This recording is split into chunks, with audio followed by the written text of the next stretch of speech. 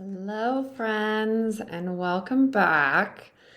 This is going to be a Radiant Reflections episode, and it has been a minute since I did a solo episode, and there's a reason for that. There's probably lots of reasons for that.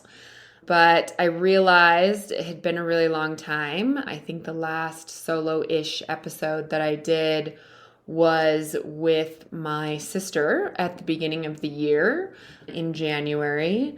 If you want to go back and listen, it is it's a bonus episode reflecting on 2024, loss, growth, and fresh starts with Tegan. So that was with my sister. She was kind enough to go over her 2024 and what she's looking forward to in 2025. And we both went over that stuff. I've had a lot happening personally that has kept me from doing a solo episode. And then I've also just been doing a whole bunch of interview episodes as well. Just life got away from me and here we are. So I apologize to all my listeners for not having done a solo episode in a minute, but thank you for being patient and thank you for continuing to listen. I was feeling inspired to do a solo episode because Mother's Day is coming up this weekend, and Mother's Day is a very difficult day for me. So that is what triggered this episode, prompted this episode. And also, like I said, it had been a while. Here we are. So I'm back for a solo. And I hope you all have had a lovely beginning of the year. I unfortunately know of so many people that have had a difficult beginning of 2025. And so I'm sending love to all of you out there that have been struggling at the beginning of this year.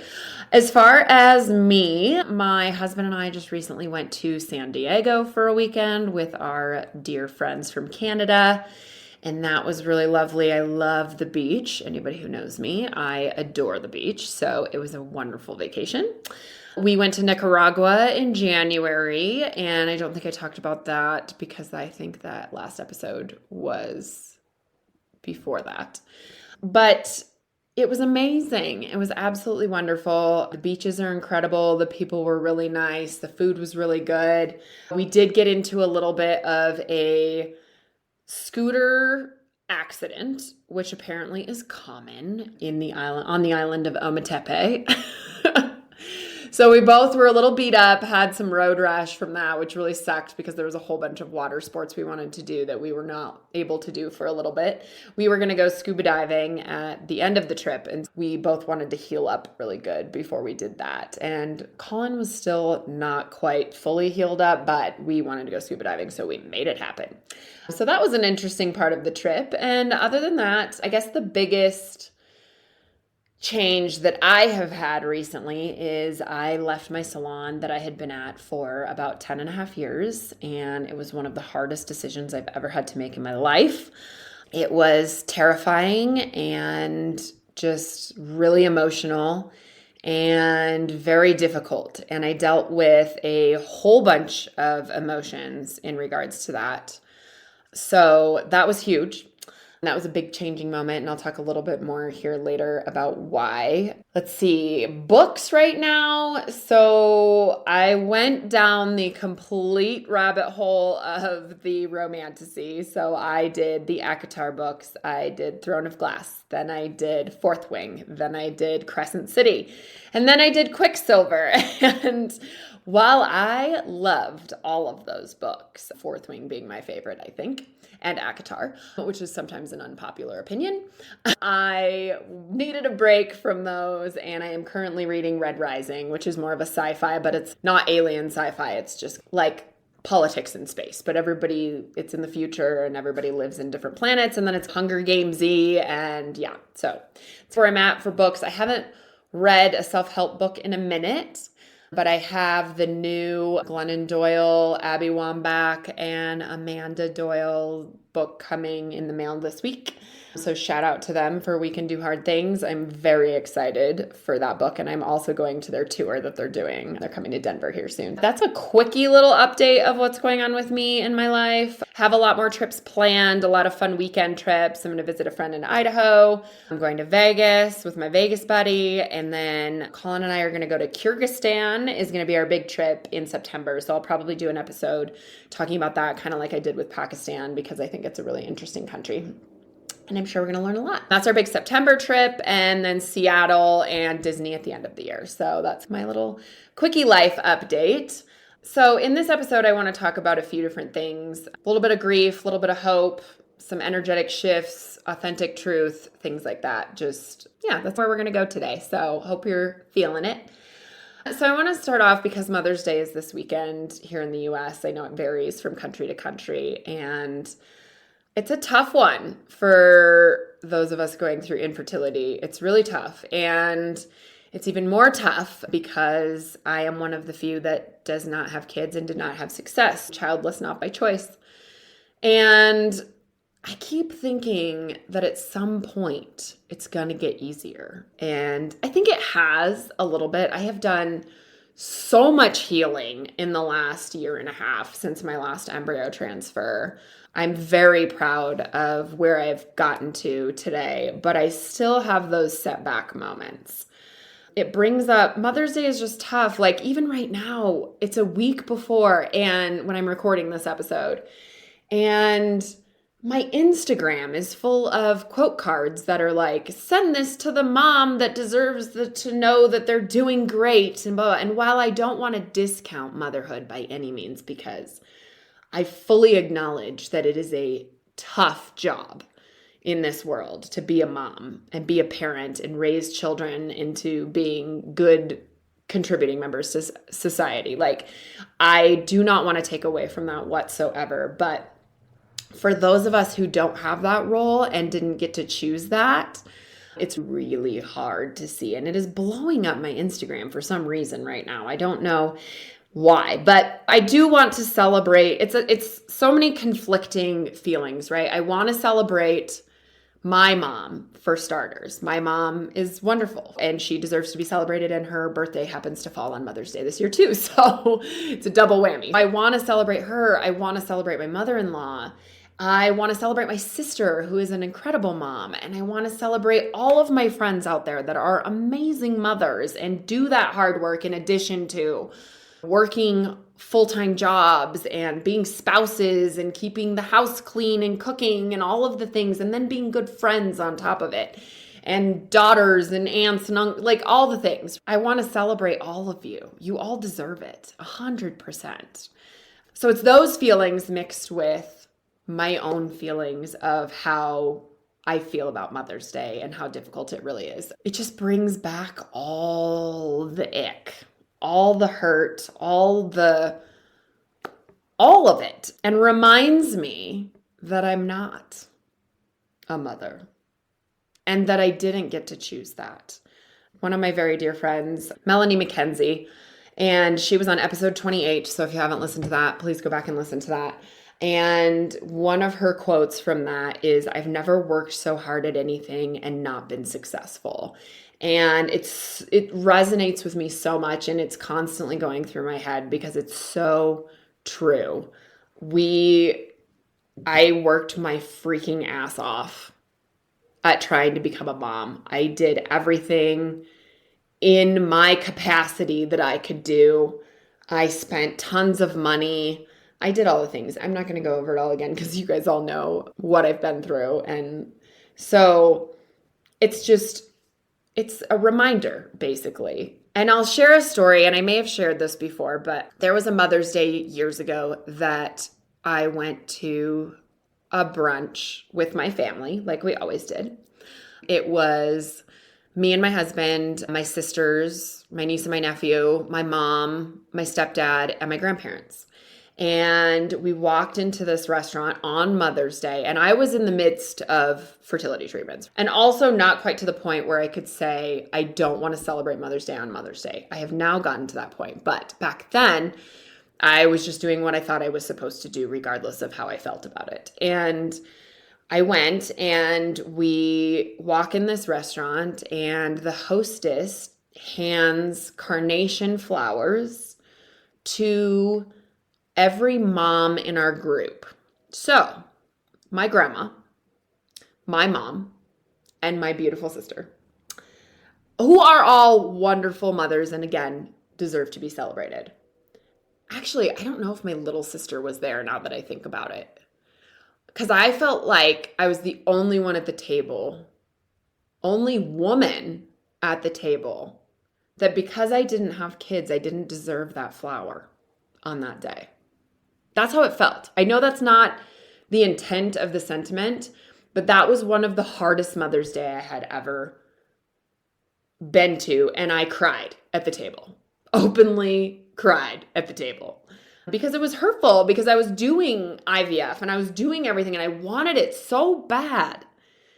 And I just got looked over because I didn't have a baby currently in my arms, in my belly, in my life. It's really hard. And so shortly after that, I started telling family that I would rather not celebrate Mother's Day on Mother's Day if possible, because you go to the restaurants, you go out, you go anywhere, and it's just like in your face, blaringly, Mother's Day specials, Mother's Day this, Mother's Day that. I will say there are a lot of incredible companies right now who are sending out emails that are like, would you like to opt out of Mother's Day emails? Yes, please. Thank you. Because people who have been through infertility are not the only ones that are struggling with Mother's Day. I have several friends who have lost their mothers, and that makes it really fucking hard too, because they're reminded of someone they loved that's no longer here. And it's so hard. Like I said, it's so many conflicting feelings of wanting to celebrate the mothers in your life while also struggling with your own grief and emotions. And for those of us going through infertility, the grief never fully leaves, is what I understand. I actually just had a dear friend tell me the other day that her 80-year-old grandma or aunt, I'm so sorry, friend, if I'm forgetting exactly who it was her great aunt's 80th birthday. She's childless and requested that we not celebrate her on Mother's Day weekend because it still feels very hard for her. And I was like, oh no, 80 years old and I'm still going to feel that way. But it's okay. I think grief in general never leaves us. No matter who or what you're grieving, there's always that twang that's there, that in your heart that gets triggered every once in a while. And so I don't think it ever fully leaves. Like I said, I'm in a much better place emotionally with all this stuff than I was 2 years ago. So I think Mother's Day will be very different. But in the past, I have shut my phone off, shut all my technology off, and just did stuff around the house. And it was one of the best days that I ever had. My husband was working and I was home alone, and I just disconnected, and I baked, and I did all the things. I read books, I went for walks, I did all the things, and I got done and I was like, that was a great day. So if you are struggling, give yourself permission to shut out the world. It's okay. You can. And I'm giving you that permission because we need that sometimes. We need somebody to just tell us it's going to be okay, to do that and to protect ourselves and our heart and soul. I've had to make many decisions like that over the years. I've had a few moments this year that have caught me off guard emotionally. Just random things, not necessarily even pregnancy announcements or things like that. I've been caught off guard before by like a first dance at a wedding with a mom and a son or a father and a daughter. And that's something that I may never be able to do and things like that. It's just wild what ends up being your triggers sometimes. But for those who are listening who are struggling with infertility this Mother's Day, I want you to know that your pain is valid. Your feelings are valid, no matter how long it's been. It's okay for it to still hurt and for you to protect your peace, for sure. I had something happen recently. It was like 3 random triggers, and I'm going to talk about it because it wasn't your standard triggers. So it was interesting because the amazing photographer that I use for my brand photos for my business, I saw one of her posts pop up on Instagram, and it was of the fertility doctor that did my most recent embryo transfers. She had done this woman's brand photos, and they were beautiful because my photographer, she's amazing and so talented. And I was like, oh, but like seeing that woman and her name, the doctor and all that stuff, I was like, oh, crap. So it like stirred up some feelings, brought back some like memories from when I was going through my treatments. And that was really a trigger that I wasn't expecting and random that you wouldn't think of normally.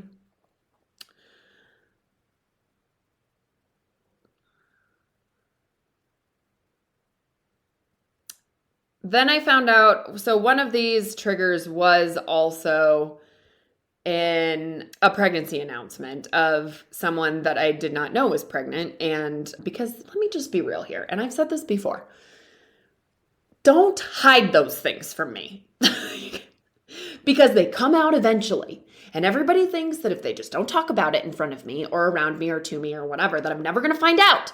But like people having a baby, you think I'm never going to notice, or it's never going to come out in some type of a conversation. So that was extremely triggering. Oh, and then I saw a post about miscarriages that someone I knew was going through on social media, and that was a really tough one too. Yeah, so just like random things that aren't, like I said, necessarily your typical triggers of pregnancy announcements. Obviously, one of those was, but also I mentioned in the Reflecting on 2024 episode that I was thinking of looking into a reproductive immunologist. So, update on that. I did a consultation with a reproductive immunologist in February. So he looked at all of my records and said, I can't see anything blaringly wrong in any of these, but it's because they weren't testing for the right things. So I'm going to send you a bunch of blood work that I want you to get done, and then we'll talk again in a few months when you get that done. I'm like, okay. It was the most expensive 15-minute conversation I've ever had in my life. I don't know why they couldn't just go over my records and be like, okay, now you need to go do this blood work. So I put it off and I put it off because there were so many emotions with it. I was on the fence on if I even wanted to go this route, but there's still a very small part of me that does not want to give up on this journey just yet.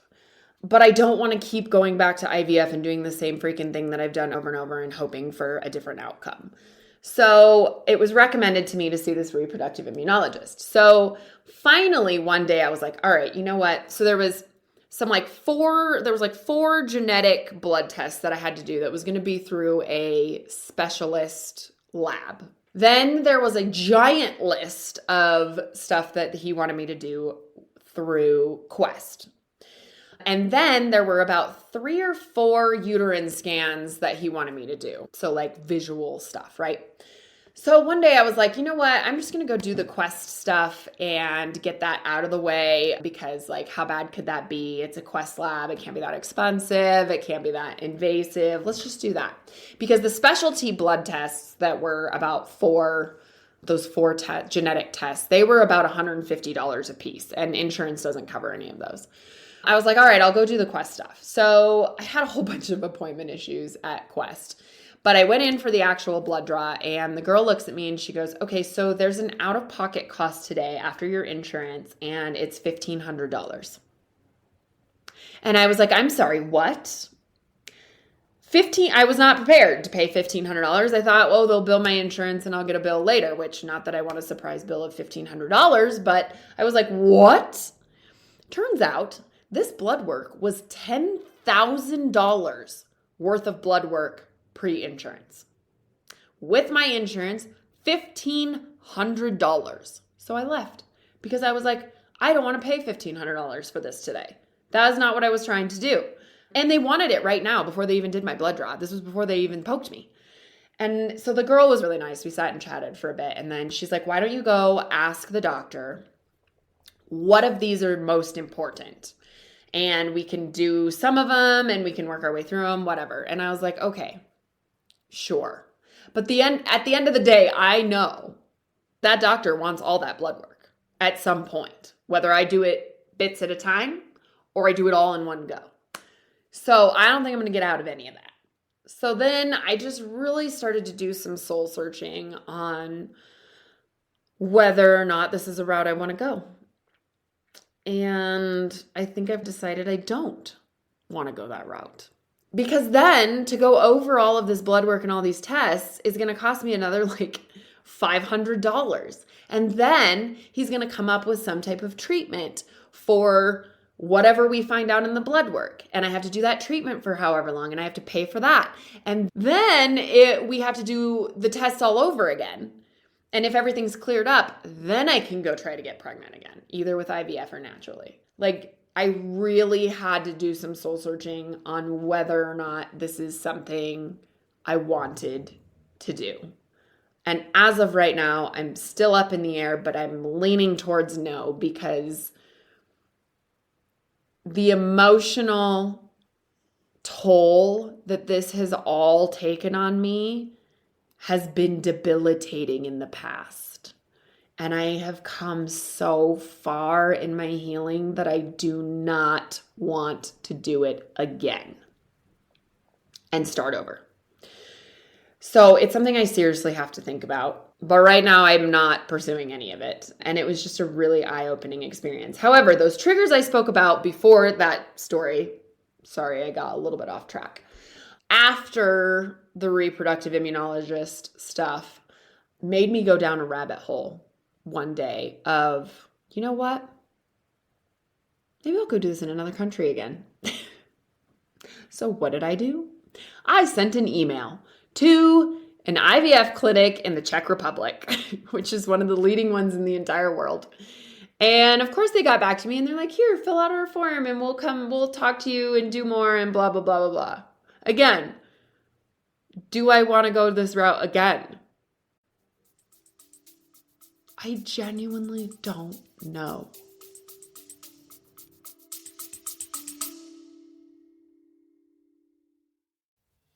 Hi, friend, and welcome to this episode of Radiant Resilience. We are always looking for new guests on the podcast. I want to highlight you if you have a story of resilience that inspires others.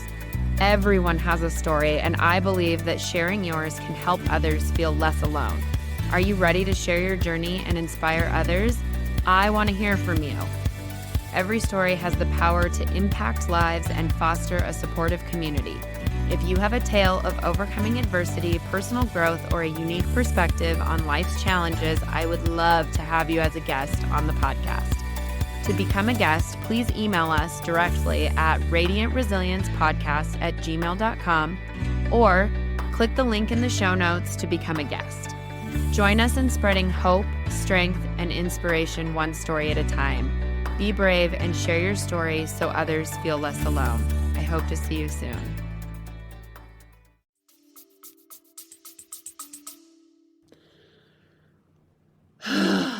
It's exhausting. It's a constant battle inside my head. And every month that I'm coming up on my period, I'm thinking, maybe this is the month. Maybe this is the month. Maybe this is the month. Maybe this is the miracle month. And it never is. Hasn't been for almost a decade. I've been just trying to live life happily. I have a wonderful life, wonderful husband, and being grateful for all the things that I do have. And sometimes it's hard. Sometimes I still fall into that deep, dark hole. Not as often as I used to, which is good. But good Lord, it's tough. Just tough. That's where I'm at with my infertility right now. I want to go back and talk about the big life change that I had. Leaving my salon, like I said, was the most difficult and emotional thing I have had to face in a while. Tore me apart. Even though I knew deep down in my soul it was the right thing to do, I wanted to be closer to home. I wanted to have a little bit more autonomy and do my own thing. I felt like I'd hit the ceiling where I was. And I was also not as inspired as I used to be. And I was really struggling with that on a day-to-day basis in the salon. And so I did it. I did one of the hardest fucking things I've ever had to do. Truly, anybody that walked that journey with me, I'm so fucking grateful for you. Truly. I needed all the support I could get. It was huge. So I have been at my new place, which is a suite completely by myself.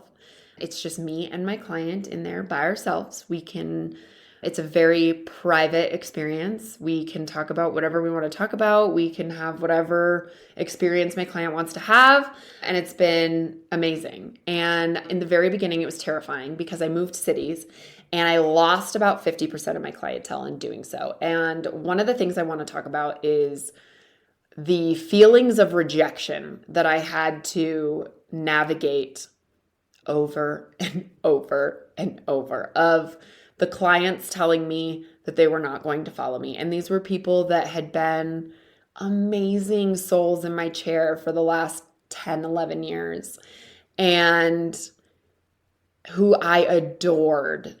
But I get it. I didn't want to make the drive anymore, and I didn't blame them for wanting to make the drive to my new place. And while I knew it wasn't personal, it was really hard after I heard it 45 times to not take it personally at some point.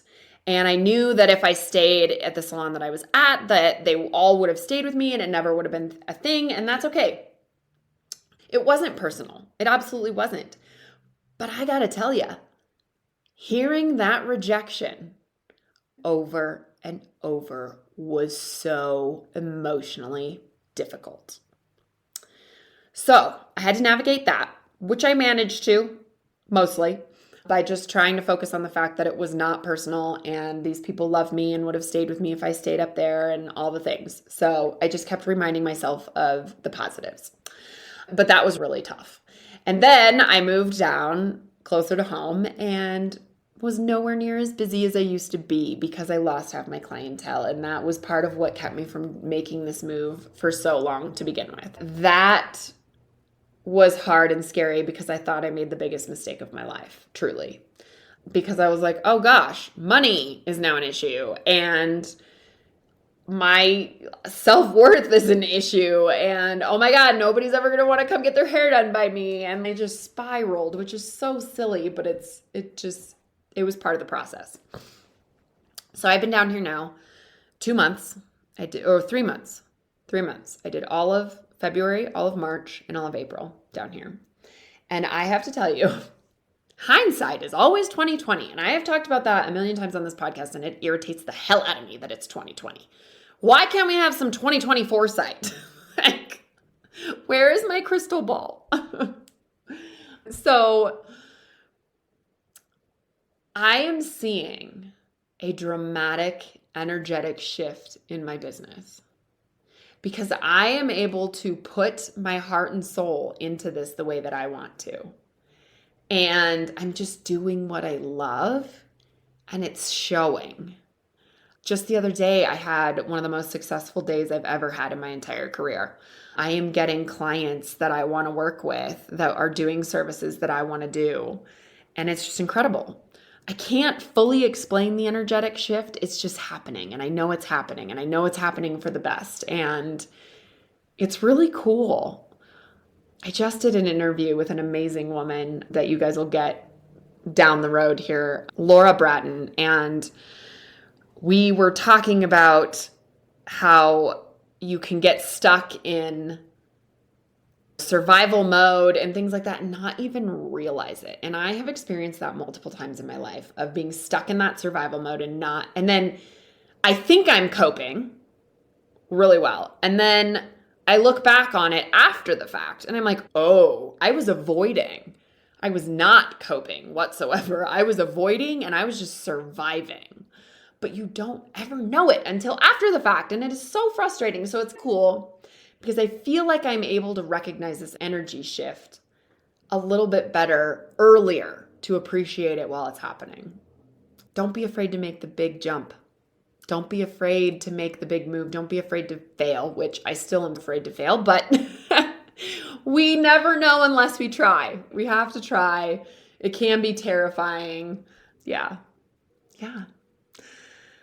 I just love to come on here and be honest and real and vulnerable with you guys because I ask people to do it with me all the time. And so it is time for me to do it. Another little thing I want to talk about too is in regards to the hindsight being 2020, I do feel like I have been distracted at the beginning of this year with moving the salon and having that huge shift in my life that I am honestly terrified right now to face my infertility and what that looks like and what my future looks like. I've healed a ton. I'm still not ready to face a childless life fully. I've accepted it a lot more. But is that what I'm okay with? Is that what I want? Am I going to be resentful of that down the road? Resentful of the fact that I didn't do and explore every single teeny tiny avenue? Am I going to resent the fact that I chose my own personal peace over being a mom? Is that selfish? Maybe. But after being beat down for 10 years by this fucking disease, I don't think it's unreasonable. I think anybody in my shoes would probably feel similarly. But it's hard because I constantly question if I did enough. And I don't know. And I don't like to think about it. And I avoid it in my brain a lot. Even though I'm reminded every month how big of a failure I am with that. It's really hard. It's the biggest failure of my life. And yay, I get to be reminded of that this weekend. So, part of this podcast is I want to share the real hard shit. Because we all have real hard shit. All of us, everyone. I don't care who you are. Like, everybody has it. Everybody has had a struggle, and there are a million different ways to struggle because this life is not easy. And I just want those listening to know you're not alone in anything you're going through. You are not the only one in this world struggling, despite what social media tells us and things like that. So it is important to me to be honest and real and vulnerable about my life and my struggles. And so I just really wanted to come on and finally do that. But full transparency, I've not been on here to talk about this stuff because I sit down and I go, all right, I want to do a solo episode. What do I want to talk about? I don't know, because I don't want to go there right now, is I think the reality. And as I'm talking through this now with you, I'm realizing a lot of things that are still not healed. And we're a constant work in progress for healing. There's never going to be a healed human being, ever. We're always learning. We're always exploring. We're always healing from something. And that's okay, because it makes us into better people. So, that's my real life true story. Apparently, I need to seek out some more therapy because I've been distracting the last 5 months and not facing. But I think that's okay sometimes. Sometimes that's what we have to do to get through life and to get through the hard things. And then when we're ready, we'll face it. Some never face it, which is probably not a good thing. But thank you for letting me be vulnerable and for listening to me and for constantly supporting my podcast. I am just forever amazed at who all is listening, and I just appreciate you so much. I wanted to close out on some ideas of what not to say to someone who's struggling on Mother's Day with infertility specifically. I can't speak to those who have lost their moms because I have not lost my mom yet. I am grateful for that. But for those that are struggling with that out there, whether you're estranged from your mom or your mom has passed away or just is not in your life anymore, I see you and I love you and I'm sending you so much love. For those struggling with infertility this Mother's Day, I really see you. I'm sending you so much love. I am here for you. You are not alone. You are seen.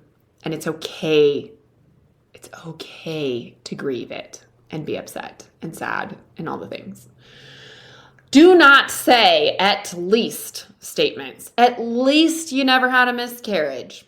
At least you never went through cancer. At least blah, blah, blah, whatever it is. Never, ever, in any of these situations, an at least statement. Never. You'll be a mom someday. Or one thing I've heard is there are several different ways to be a mom, or lots of different ways to be a mom. Sure, that doesn't necessarily mean that's the way I want to be a mom. Don't say that, please, to people. It gives toxic hope, and like people could say that to me, and here I am, okay? So please don't say that. Have you tried and then gave advice? Don't give advice. Don't give advice in any situation. If there's anything I've learned through this podcast and talking to people, don't ever try to solve people's problems. And I know I'm guilty of it sometimes too, for sure. But don't try to solve other people's problems. Just be there, love them, care for them. Don't offer suggestions if you don't know. Or ask them, hey, I have a suggestion. Are you willing to hear it? If not, no big deal. I don't get this one as much anymore because I've literally tried everything. But I do, that's not true. I do get, have you tried donors? Have you tried surrogacy? Have you tried adoption? No, because those are personal choices. Very personal and do not come any easier. Just saying. Yeah. Just some ideas of things not to say this Mother's Day. Those are just a few. I'm sure that my listeners that are infertile would come up with a million more because I could do a whole podcast episode on what not to say to people, especially after doing this podcast, just what not to say. I realize that most people in those situations are trying to be helpful. They're not trying to be detrimental, but it's just best to tell people you love them and you're there for them and you want to help with whatever they need. And then if you're a doer, help them out in other ways, okay? Cook them some meals or go to their house and hang with them for a day or whatever that may be. Whatever your love language is, do that. Yeah. I just want to send everyone out there this Mother's Day so much love. Anyone who's struggling in any situation with it, anyone struggling in anything, any loss, any struggle, I'm sending you love. I want to remind you that it's okay to honor your truth, even if it's heavy. If you're navigating grief or change, you're not alone, and you're allowed to feel both loss and joy at the same time. So, thank you so much for listening to this very vulnerable, very honest conversation. Thank you for making it through. Thank you for listening to me. Thank you for constantly listening to the podcast. If you feel compelled to come and chat with me and share your story on the podcast, I would love to have you. Any type of guest, any story. I want to keep sharing it and I want to keep putting it out in the world. And also, I think it can be very therapeutic to share your story sometimes when you're in the right place to do it and when you're ready to do it. So I love you all so much. Thank you so much for listening. And I'll see you all in the next episode. Thank you so much for tuning into today's episode. If you enjoyed our conversation and found value in the stories shared, please consider following us on your preferred podcast platform. Your ratings and reviews make a huge difference. They help us reach more listeners and continue bringing you engaging, insightful content. We appreciate your support and would love to hear your thoughts and feedback. Until next time, keep listening, growing, and sharing.